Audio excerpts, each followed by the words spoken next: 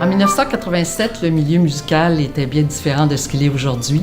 Il faut comprendre que les gens étaient isolés un peu, travaillaient en chambre fermée. On commençait à zéro. Et moi, je trouvais que la présence de la musique n'était pas évidente. Si on comparait à la présence du théâtre, la danse même. La musique, on n'en parlait pas. Le public, en général, on avait des grands amateurs, je veux bien, qui suivaient nos activités. Mais pour le commun des mortels, à Montréal, là, la musique, c'était pas important. Il fallait qu'on prenne notre place au soleil. Il fallait qu'on puisse expliquer un peu ce qu'on fait, communiquer un peu ce qu'on veut faire, ce qu'on veut réaliser, les belles choses qu'on veut faire passer auprès du public. Et ça manquait beaucoup.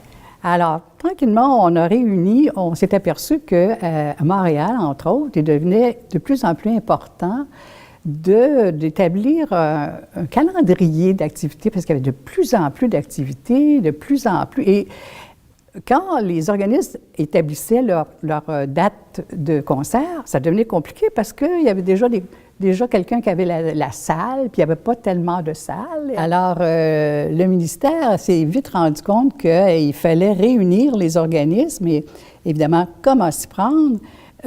On a pensé que ce serait bien d'asseoir les principaux acteurs autour d'une table pour qu'ils puissent se connaître, qu'ils puissent échanger. Alors, on a réuni en 1985, on a fait les premières réunions avec l'Orchestre symphonique de Montréal, les principaux, les gens qui utilisaient principalement les salles. Et ça semblait pas très évident, mais là, en parlant, c'est d'abord, je pense que c'est la première fois que les gens se sont assis autour d'une table et se parler, non pas comme des compétiteurs, mais comme des gens qui avaient le même esprit de vouloir diffuser la musique. Suite à Madame la Charité qui nous avait réunis quand même, là, disons, certains partenaires en musique avec qui elle fonctionnait assez régulièrement. Alors, on s'est réunis et là, on a essayé d'établir un peu la base d'une chose qui serait structurée et puis qui serait un genre d'association de tout le milieu de la musique classique. À Montréal, pour commencer, bien sûr, mais il fallait étendre ce beau projet à tout ce qui se fait ailleurs aussi. Le besoin qu'on avait, c'est que nous trouvions que nous étions bien seuls, chacun dans nos bureaux, en train de faire tout ce qu'il faut pour mettre des séries de spectacles, des séries de concerts. Et on trouvait qu'on n'avait pas personne à qui parler vraiment. Et surtout quand il fallait faire du lobbying auprès des organismes subventionneurs, il n'y avait pas moyen de créer des consensus. Chacun parlait pour soi. Alors on s'est dit pourquoi ne pas créer l'association des organismes musicaux. Ça a été pour commencer de joindre le plus de gens possible pour créer un membership. Il fallait qu'on ait une présence, qu'on soit étoffé avec un nombre X de membres. L'ensemble des gestionnaires que nous étions, on s'était formés sur le tas.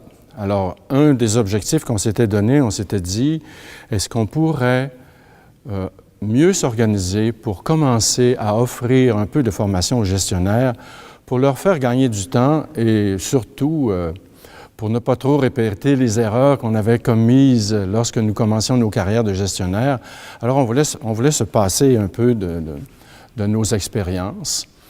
Et finalement, on se disait, est-ce que le fait de nous regrouper pourrait augmenter la notoriété de l'ensemble? Il fallait aussi avoir des fonds, il fallait des sous. On n'avait rien. Il fallait une subvention bien construite, avec des points de vue bien établis et qui pouvait aussi parvenir à ce qu'on ait une subvention valable, parce qu'on avait des projets qui demanderaient des sous. Alors, ça a pris quand même quelque temps, ça n'a pas été instantané. On s'est réunis plusieurs fois avant d'avoir des résultats un peu plus encourageants. Mais disons qu'on gardait le feu sacré et puis qu'on ne s'est pas laissé démoraliser.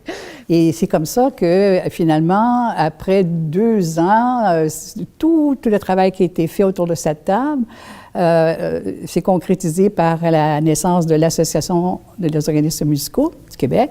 Et avec la prolifération des organismes, des artistes et tout, ça s'est développé au Conseil québécois de la musique.